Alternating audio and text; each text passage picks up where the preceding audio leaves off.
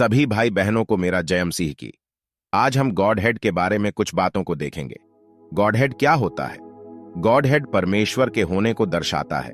आज कलीसियाएं पूरी तरह से अंधी हो चुकी, जिसके विषय में प्रकाशित वाक्य अध्याय 3 का 17 कहता है। क्या तुम नहीं जानता कि अंधा है? आज मसीहियों में अलग अलग प्रकार का विश्वास या शिक्षा पाया जाता है। तो आइए हम उन शिक्षाओं को देखते हैं।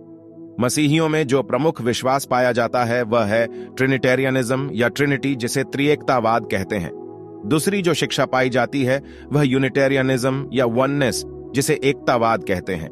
तीसरी जो शिक्षा पाई जाती है वह है डॉलिज्म या टूनेस, द्वैतवाद या दो परमेश्वर। इन्हीं शिक्षाओं में अर्थात त्रिएकतावाद, एकतावाद या फिर द्वैतवाद, परमेश्वर में ही आजकल कलीसियाएं बटी हुई हैं। तो आइए हम उन बातों में कुछ देखते हैं।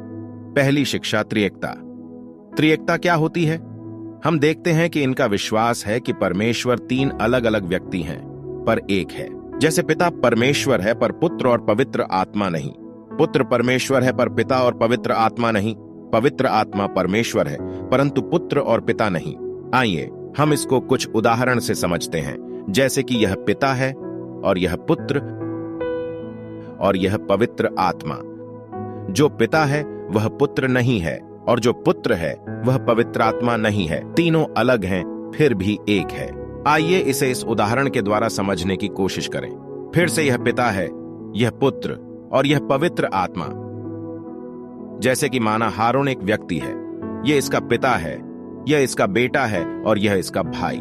अब हारून के तीनों रिश्तेदार एक कैसे हो सकते हैं? या तो यह एक ही व्यक्ति होगा या फिर पिता, पुत्र और पवित्र आत्मा 3 अलग अलग व्यक्ति होंगे। इसे साबित करने के लिए उत्पत्ति 1:26 से कहा जाता है, जिसमें कहा गया कि आओ हम मनुष्यों को अपनी समानता और स्वरूप में बनाएं। यहां हम अर्थात सृष्टि को बनाने वाला एक नहीं, त्रिएक परमेश्वर।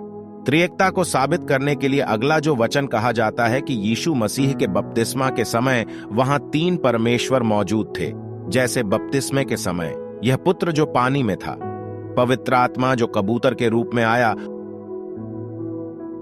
और पिता ने आकाश में से आकाशवाणी की। इस शिक्षा का उदाहरण जिस वस्तु से दी जाती है वो है अंडा, कि परमेश्वर अंडे की तरह है जैसे कि यह अंडा है और यह अंडा का खोपड़ी वाला भाग, बीच का सफेद वाला भाग और अंदर का पीला वाला भाग है। ठीक इसी तरह त्रिएकता वालों की शिक्षा है कि परमेश्वर अलग है परंतु एक है। हालांकि पवित्र शास्त्र में त्रिएक या त्रिएकता शब्द कहीं एक जगह भी नहीं पाई जाती है। तो क्या यह मनुष्य की बनाई हुई शिक्षा मात्र है या वचन के अनुसार है? इसे हम अपने दूसरे किसी वीडियो में देखेंगे कि सच्चाई क्या है। अगली शिक्षा है वह है डॉलिज्म या फिर जिसको हम द्वैतवाद कहते हैं। इस पर द्वैतवाद का विश्वास है कि परमेश्वर 2 है। द्वैतवाद की शिक्षा, जैसे यह पिता है, यह अनंत है और यह पुत्र है, यह अनंत है और यही दोनों परमेश्वर है। जबकि जो पवित्र आत्मा है वह इनका शक्ति और संदेशवाहक है, जो कि परमेश्वर नहीं। इनकी झूठी शिक्षा यही साबित हो जाती है। जबकि यूहन्ना 4:24 कहता है कि परमेश्वर आत्मा है।